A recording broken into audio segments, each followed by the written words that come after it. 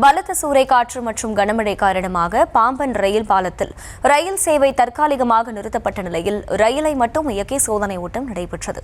கூடுதல் விவரங்களை செய்தியாளர் பூபேஷ் வழங்க கேட்கலாம். பூபேஷ், வணக்கம். முழு விவரம். வணக்கம்.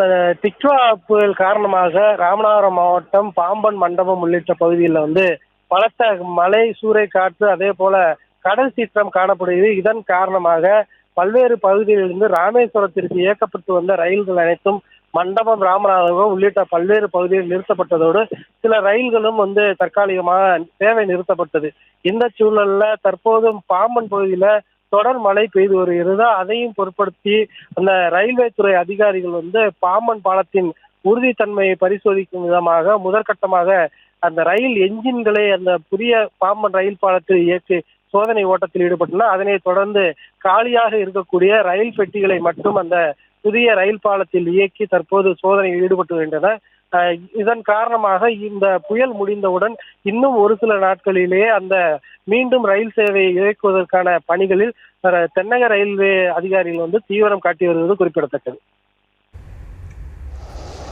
விவரங்களுக்கு நன்றி பூபேஷ்.